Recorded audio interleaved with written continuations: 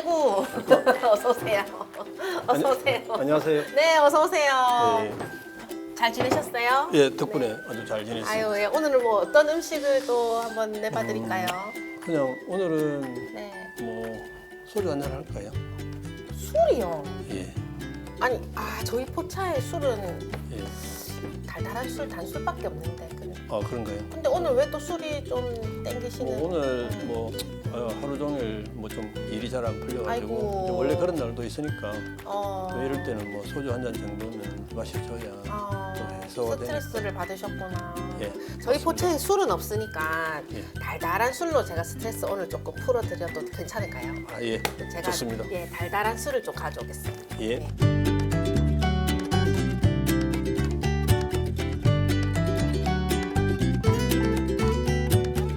달달한 술 한 잔 짠 하시고 스트레스 날려버리세요. 예, 감사합니다. 좀 어떠세요? 아, 좀 가슴이 좀 뚫리는 것 같습니다. 우리 막 이렇게 매일매일이 행복하면 좋겠지만 또 뭐 그럴 수는 없고 또 오늘은 또 스트레스가 많이 쌓이는 날도 있고 그런데 어떻게 뭐 어떤 일 때문에 스트레스를 또 오늘 많이 받으셨어요? 사람이 이 세상에 태어나서 세상을 만나면 우리 몸과 마음이 이 세상을 만나면 삶이 시작되잖아요. 뭐 사람이 세상을 살아가다 보면 당연히 스트레스는 기본적으로 따라오는 거니까 뭐 야금야금 늘 있는 편인데 오늘은 조금 더 있었던 것 같아요. 그러면 오늘은 저하고 선생님하고 스트레스에 대해서 한번 알아보고요. 이걸 또 어떻게 하면 현명하게 해소를 할 수 있을지 그거에 대해서 이야기를 조금 나눠보고 싶은데 예, 좋습니다. 괜찮으세요? 예, 네, 좋습니다. 네. 우리가 스트레스 이렇게 뭐 말은 하는데 스트레스의 정확한 뜻이 궁금해요. 원래 스트레스라는 말이 17세기 물리학에서 처음에 나왔다고 들었거든요. 17세기요? 예, 17세기경 유럽학에서 외부로부터 가해지는 압력을 스트레스라고 이래 했던 것 같아요. 그다음에 그 뒤에 이 어원이 이렇게 뭐 변화해 오면서 죽음 같은 경우에는 우리가 일반적으로 심리적으로 신체적으로 압박을 받고 힘들 때 우리가 스트레스 받는다 그런 스트레스 용어로 사용하는 것 같습니다. 사실은 다이어트라고 하는 말도 원래는 식이요법이거든요. 음식을 어떻게 먹느냐 이런 말인데 이것이 세월이 흘러가면서 점점 변해져 가지고 다이어트라고 하면 식이요법이라는 뜻이 아니라 살을 빼는 것으로 지금 그렇게 인식되잖아요. 그러니까 말은 항상 이렇게 변하기 조금 마련이니까. 예, 와, 17세기부터면은 그 옛날 사람들도 스트레스를 겪었다는 그런 이야기잖아요. 당연하죠. 네, 엄청나게 사실은 옛날 사람들이 지금보다 스트레스는 더 많았을 수도 있습니다. 가히 비교하기는 쉽지는 않지만 예를 들면 지금은 그래도 우리가 뭐 전쟁이라는 경험이 뭐 50년, 100년에 한 번이지만 약 한 2000년 전에 얼마나 전쟁을 많이 했으면 춘추 전국시대입니까? 추는 봄이요, 추는 가을이잖아요. 봄, 가을로 전쟁을 해대면 아이고야. 사람이 살 수가 없죠. 그러니까 뭐 그렇게 봐서 지금 못지않게 과거 사람도 옛 사람들도 굉장히 이 스트레스를 많이 받았을 것이다. 사실 그리스의 고대 그리스 시대에, 고대 로마 시대에 시인이 까르페 디엠이라는 말을 했었거든요. 이 까르페 디엠이 뭐냐면 현재 삶에 집중하라. 어마어마한 스트레스를 견디기 어렵기 때문에 자신의 사고가 과거나 미래에 머물지 않고 지금 현재를 보고 살아라.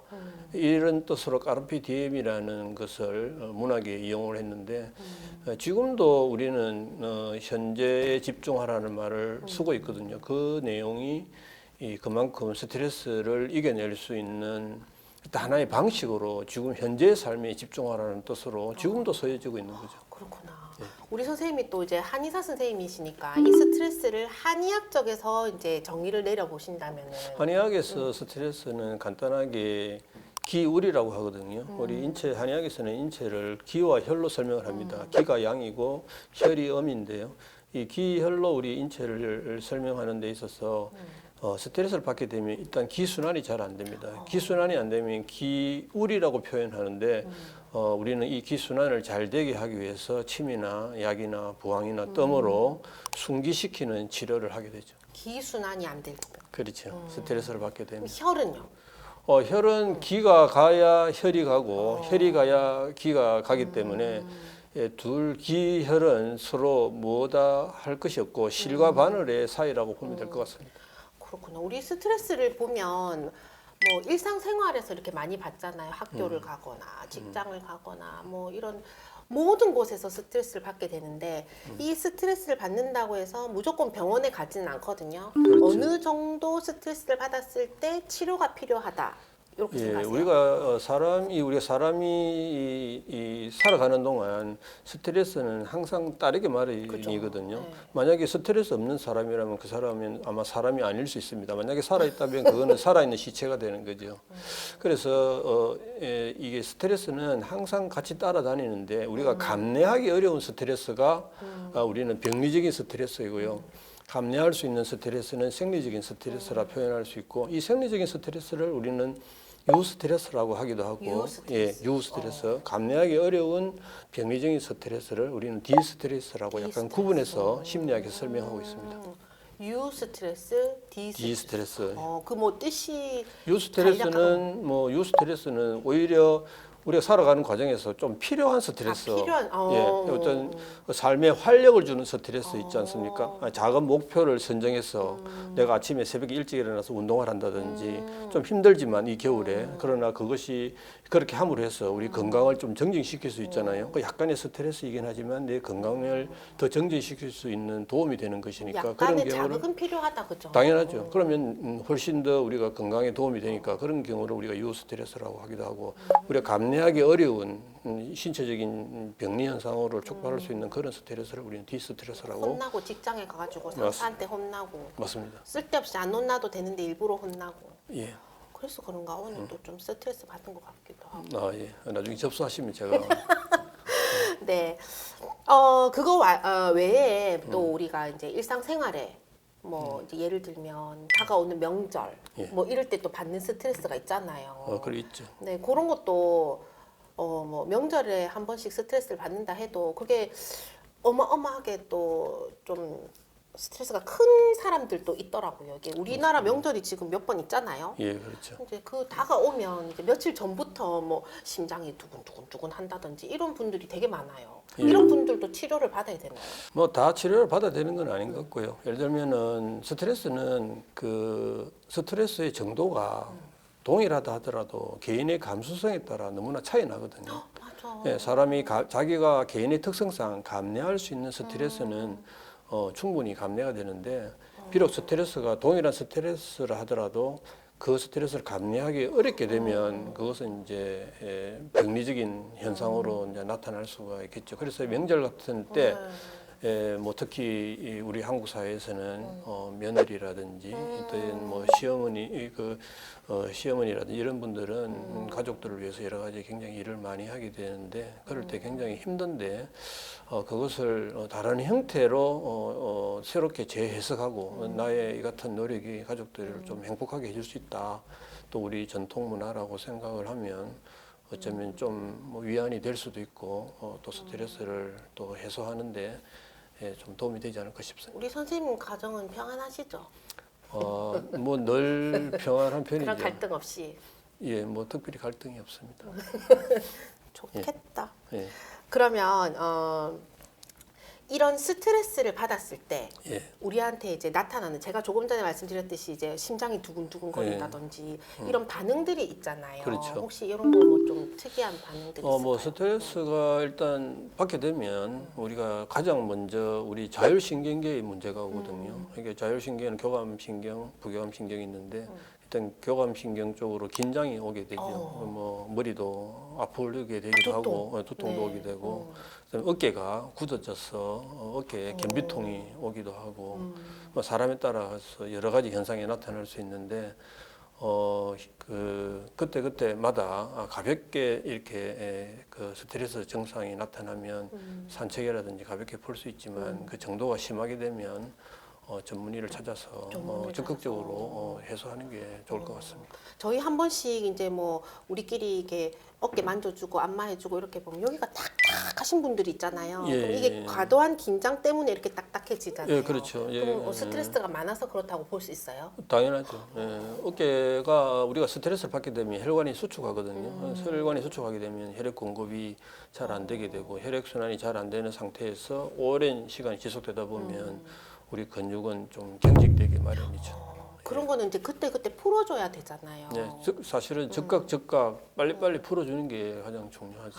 그럼 이렇게 정신적으로도 이렇게 스트레스를 받다 보면 불안 증세라든지 뭐 이런 것 때문에 잠도 못 자고 저희 첫 시간에 했던 불면증 이것도 다 연결이 되는 부분이 있잖아요. 맞습니다. 예, 연결이 되는 그러면 거죠. 이럴 때는 이제 전문의를 통해서 치료도 예. 조금 받아야 되겠고. 예, 그 정도가 심할 때는 뭐 주저하지 말고 전문가를 찾아서 상담을 해보시는 게 좋을 것 같습니다. 네, 그럼 상담을 하시다 보면 우리 한의 쪽에서 이렇게 약제로 예. 다스릴 수 있는 것들도 있을 것 같거든요. 네, 그렇죠. 뭐 특히 스트레스 받으면 가장 잘 반응하는 장기가 간이거든요. 간에서 스트레스를 특히 우리 한의학에서는 그렇습니다. 간에서 스트레스를 해소하게 되는데 스트레스를 받게 되면 스트레스 호르몬이 코티솔이라든지 아드레날린이라든지 에피네프린이 분비가 되면 그 호르몬들이 스트레스 호르몬들이 간의 정상적인 활동을 방해하거든요. 그러니까 그럼 간 기능이 위축되게 되는 거죠. 그러면 질병으로 전환되기가 굉장히 쉽습니다.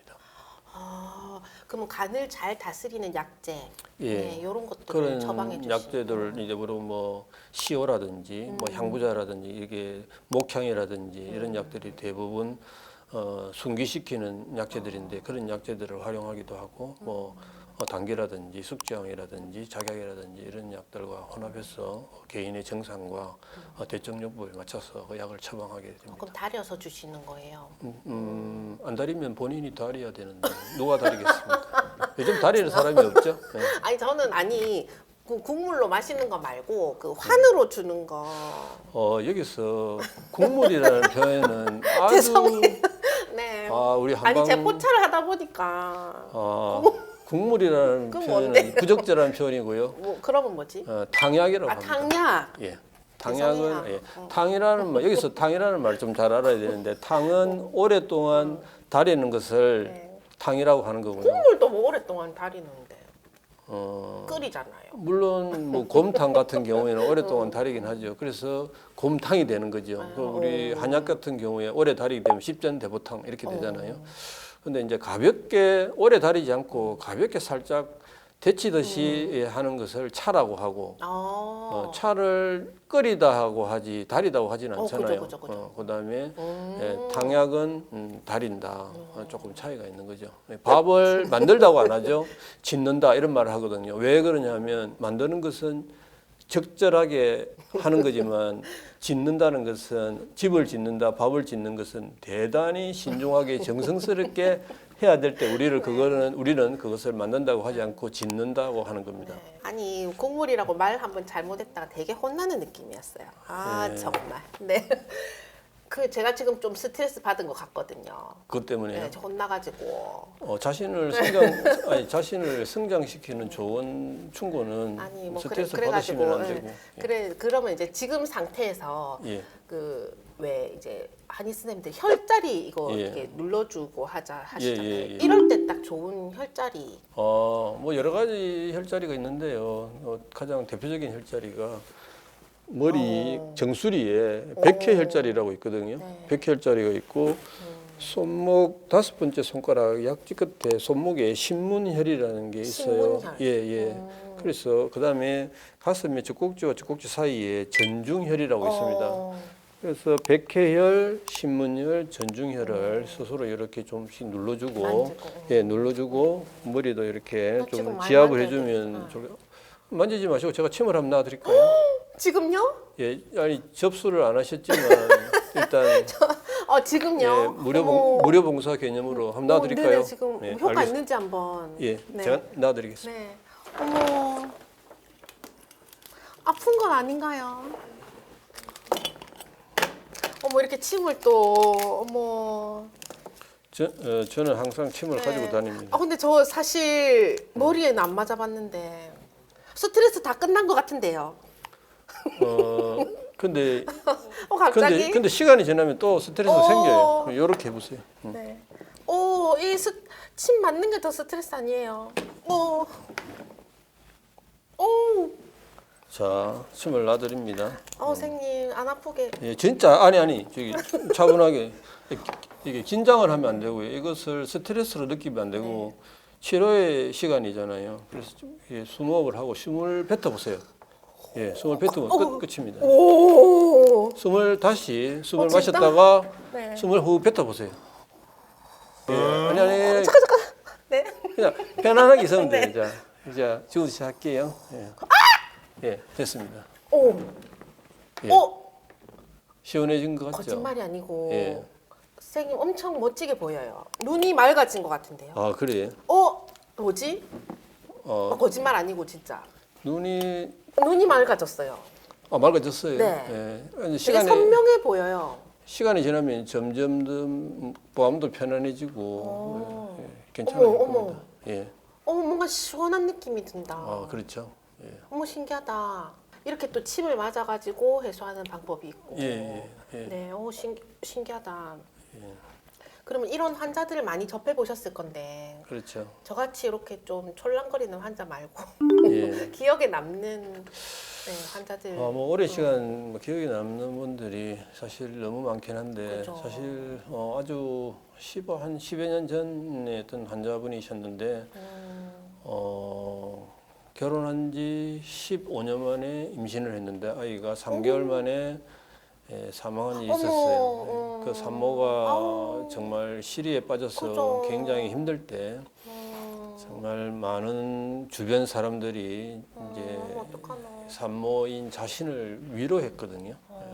뭐 죽은 아이는 어쩔 수 없지만 너는 살아야 될 거 아니냐 이렇게 이야기하는 뭐 부모님의 말씀도 있었고 뭐 남편도 마찬가지로 자신의 건강을 걱정해서 위로하기도 하고 그렇죠. 친구나 주변 사람 다 마찬가지인데 몸이 회복되지 않았던 거죠. 일상생활이 잘 안 되고 식음을 전폐한 그런 상황인데 근데 이 산모의 핵심은 자신의 처지가 나빠진 것이 아니라 3개월 만에 사망한 자신의 아이에 대한 안타까움이 컸던 거죠. 엄마니까. 그렇죠. 예, 그때 그 자신을 위로하는 것이 아니라 3개월 만에 사망한 아이의 넋을 위로하기 시작하면서 치료를 통해서 좋아진 것을 본 적이 있습니다. 선생님 환자 중에 그랬던 것 같습니다.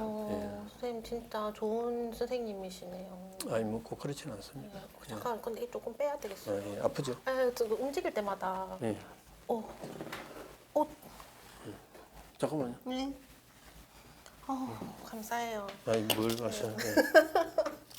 아우, 이제 접수도 안 했는데 이렇게 해주셔가지고. 그럼 이제 우리 선생님은 환자들 스트레스는 그렇게 풀어주시고, 예. 정작 이제 선생님도 스트레스가 있으실 텐데. 저 같은 경우에는 뭐 특별한 스트레스는 없는데 가볍게 스트레스가 생기면 오늘처럼 이럴 때는 뭐 오늘처럼이라니요.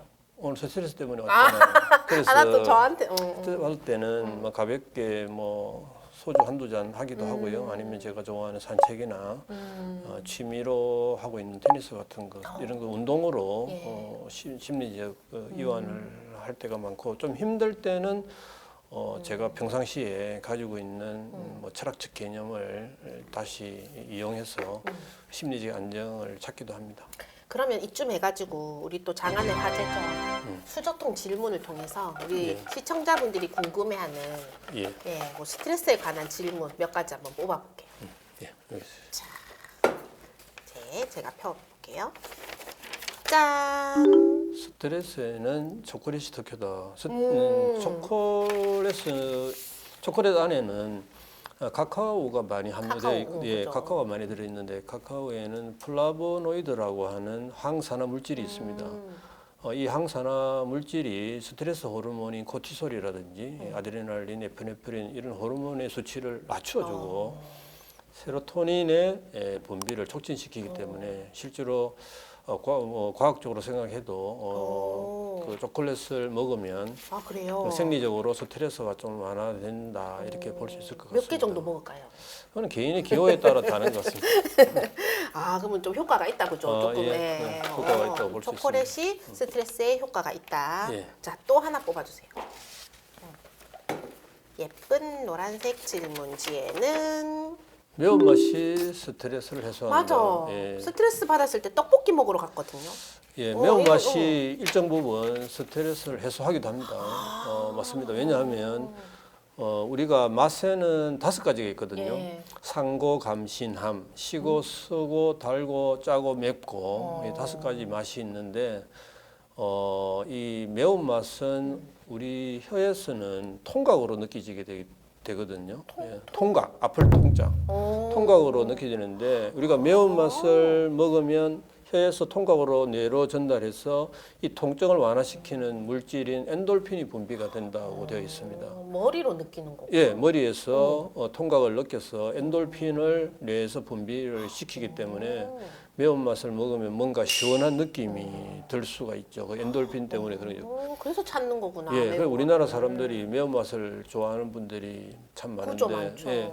근데 우리 사장님께서는 네. 무슨 맛을 좋아하시는 거예요? 저는 이제 뭐 기분 나쁠 때 좀 달달한 거 이런 것도 잘 찾고. 예. 네. 예, 근데 우리나라 사람들이 5가지 상고, 감신함, 시고, 서고, 달고, 짜고, 맵고 이 5가지 맛 중에 무엇을 가장 좋아할 것 같아요? 그 질문이 약간 생각해 보면 매운 걸 좀 좋아할 것 같기도 하고. 근데 사실은 가장 우리나라 사람들이 가장 좋아하는 맛은 감칠맛입니다. 아 감칠맛. 예. 아 감칠맛. 그죠 그죠. 예, 그런 거. 우리나라에만 있는 맛인데요.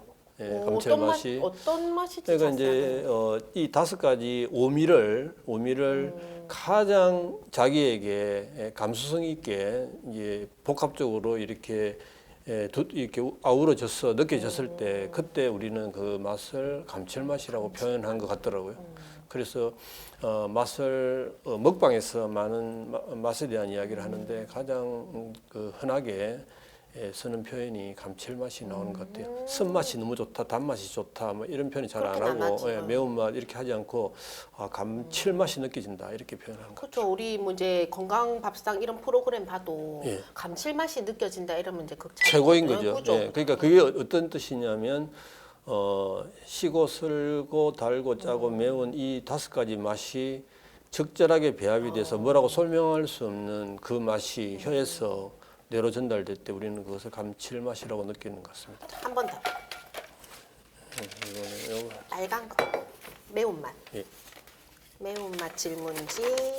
짠. 스트레스 받으면 살찐다. 근데 사실은 스트레스를 받으면 살이 빠지는 사람이 많습니다. 내가 요즘 살이 스트레스를 받아서 그런지 살이 많이 빠지거든요. 뭐 가족 간의 갈등이라든지 뭐 하는 사업에 어떤 문제가 있다든지 이렇게 큰 스트레스를 받았을 때 살이 빠지는 경우가 많고요. 살이 찌는 경우는 간혹 있긴 한데 사람에 따라 스트레스를 받았을 때 식욕이 당기는 사람들이 있어요. 모두가 그러세요? 예. 스트레스 받으면 먹는 걸로 풀어가지고 지금 이렇게 됐거든요. 그래요. 내도록 스트레스 받으니까 빠질 겨를이 없어요. 앞으로도 계속 살이 찔지 모르겠는데 한번 접수하셔서 스트레스를 받았을 때 먹는 것으로 푸는 것이 아니라 다른 것도 있거든요. 예, 그런 것으로 바꾸게 된다면 다른 걸 좀 알려주세요. 예, 제가 오시면 제가 접수하는. 알려드릴게요. 예. 자, 자, 또 질문을 드리겠습니다. 스트레스를 방치하면 치매가 된다. 어머, 정말요? 스트레스가 생기게 되면 뭐 스트레스 호르몬이 분비가 되고 그 양이 지속적으로 증가하게 되면 그 스트레스 호르몬이 뇌로 도달하게 되거든요. 뇌로 도달하게 되면 뇌의 정상적인 활동에 문제가 생기는 걸로 되어 있거든요. 또 우리가 화병이라고 하잖아요. 이게 스트레스가 계속해서 축적이 돼서 가슴으로 이렇게 올라오게 되면 우리 한의학적 용어인데 상화라는 게 있습니다. 상화. 상화라는 것이 여기에 모여서 그것이 우리나라에만 있는 질병명인 화병으로 된단 말이에요. 근데 우리 몸은 한의학적인 이론에 의해서 수성 화강을 해야 되거든요. 수는 올라가고 물 숫자입니다. 불화자, 화는 내려가야 되거든요. 그래서 몸에 순기가 돼야 되는 것인데 지속적으로 화가 위로 올라와서 쌓이게 되면 그게 화병이 되는 것이고 뭐 다른 표현을 하면 방금 말한 스트레스 호르몬이 지속적으로 위로 올라와서 머리까지 전달된다면 뇌의 정상적인 생리 활동에 방해를 주고 많은 논문이나 연구 결과를 보면 스트레스는 치매에도 심각한 영향을 미치는 걸로 보고 있습니다. 병원에 사실 입원 환자들 중에 치매 환자들이 많잖아요. 요양병원이나 이런 데 보면은. 그렇죠. 근데 이제 가족들 이야기 들어보면 옛날에 완전 그 엘리트 예. 공부 잘하시는 분들 이런 분들도 치매가 오고 그러더라고요. 그래서 이건 공부하고는 상관이 없는 것 같고 스트레스를 이제 공부한다고 너무 많이 받고 이렇게 하니까 예. 그 영향이 있어가지고 치매가 오는 그런 약간 연관성도 있네요. 당연히 있죠. 그러니까 저는 공부 잘하고 머리 좋은 분들은 치매 안 오는 줄 알았거든요. 아니면 어쩌면 더 올지도 모릅니다. 그러니까 방금 말씀 들어보니까 예, 맞습니다. 스트레스가 연관이 있네요. 예, 당연히 연관이 있죠. 그렇죠. 저 다행이다. 저는 공부를 예. 그렇게 많이 안 하니까. 근데 공부를 안 했는데 스트레스를 많이 받으니까 올지도 모르겠습니다. 그러니까 스트레스 안 받는 법을 터득하셔야 되거든요. 아니 근데 맞아요. 근데 스트레스를 받으면 열이 올라간다 하면 예. 탈모에 약간 영향도 있는 거 아닌가요? 스트레스가 당연히 탈모에 영향이 있죠. 그래서 진짜? 스트레스에 의해서 원형 탈모가 생기잖아요. 어머머머머. 원형 탈모의 원인이 제 첫 번째가 스트레스거든요. 그 요새 여기 조금 빠지거든요. 제가 여기 머리 조금 빠지거든요. 예. 뭐 그래도 워낙 인물이 받쳐주기 때문에 조금 네, 빠져도 그다음에 상관없을 것 마지막 같습니다. 마지막. 예. 아유 기분 좋다. 예쁘다. 오 아, 제일 중요한 것 같다. 예, 맞습니다. 스트레스가 발생을 하면 누구나 개인의 특성에 따라서 이 스트레스를 어떻게 푸느냐가 천차만별이거든요. 그래서 저는 저도 과거에 스트레스가 많아서 좀 힘든 적이 있었는데 네. 그때 제가 접한 게 이 동아시아의 철학이거든요. 동아시아의 철학. 동아시아의 좀, 예, 좀 웃기는 이야기 같긴 하지만 그 불교에서도 보면 우리가 사는 이 세상을 사바세계라고 하거든요. 사바세계라는 말이 무슨 말이냐면 네. 참고 견디면서 근근히 살아야 하는 세계다 이런 참고 말이거든요. 견뎌라. 그렇죠. 참고 견디는 세상이라고 말했습니다. 그래서 부처님께서 스카모니께서 뭐라고 하셨냐면 무아라고 했거든요. 무아, 없을무 나자. 내가 없는 존재다 이렇게 생각하라고 한 거죠. 이 사바세계에서 지혜롭게 살려면 나는 없는 존재라고 하면 내가 스트레스 있겠습니까? 잘 모르겠어요. 그렇죠. 이게 스트레스가 내가 없는 존재라고 해버리면 스트레스도 내가 없는데 스트레스는 없어지는 거잖아요. 그러니까 그만큼 이 사바세계에서 지혜로운 삶의 선택을 하기 위해서 우리 부처님께서 무아라는 무아사상을 이렇게 알려서 나는 존재하지 않는 사람이다 이렇게 해서 스트레스를 이겨나게 했고요. 그 다음에 좀 어려운 면이 있는데 뭐 계속 공부하면 또 얼마든지 가능하기도 하고요. 그 다음에 또 유교에서도 그런 말이 있거든요. 이렇게 논어의 세 번째 구절에 이런 말이 있습니다. 임부지 불역 군자호라. 뭐 말이 좀 어렵긴 한데 사람이 임부지 나를 안 알아줄 때 불온 화를 내지 아니하면 군자라 했거든요. 남이 나를 안 알아줘도 내가 화를 안 내게 되면 군자가 된다는 것은 도인이라는 말이거든요. 도인은 스트레스를 안 받는 사람입니다. 사실은 이론적으로는 왜냐하면 자신을 위해서 사는 게 아니라 타자를 위해서 살기 때문에 자신의 무게 중심이 자기 앞에 있는 것이 아니라 타자에 가 있는 거거든요. 약간 우리 선생님 같은. 저는 수행자라서 노력하고 있는 사람이고요. 예, 그래서 그렇게 되면 유교에서도 임부지 불온 불역군자오라 이것을 이해하게 되면 군자가 되면 스트레스로부터 훨씬 자유로워진다 이런 것이죠. 조금 오늘 아침에 받은 스트레스가 좀 풀리신 것 같아요. 이미 다 풀린 것 같습니다. 다행이다. 이거 한 잔에 이미 다 풀린 것 같습니다. 감사해요. 또 예. 스트레스는 또 오늘 또 정리를 한번 해보니까 많이 받는 것도 좋진 않지만 또 너무 안 받는 것도 또 좀 그러니까 적당한 스트레스는 필요하다. 맞습니다. 네. 그리고 스트레스를 많이 받았을 때는 우리 한방포차에 오셔가지고 풀고 가셔라. 예. 네, 스트레스는 만병의 근원이라고 하죠. 이 팍팍한 현대사회에 스트레스를 하나도 받지 않고 살 수는 없겠지만 스트레스 받은 걸 잘 해소해 나간다면 건강한 몸과 마음을 지킬 수 있다고 생각합니다. 한방으로 한방에 푸는 한방 이야기 한방포차 오늘은 여기까지 하겠습니다. 다음 시간에 또 뵙겠습니다. 감사합니다. 네, 감사합니다. 네.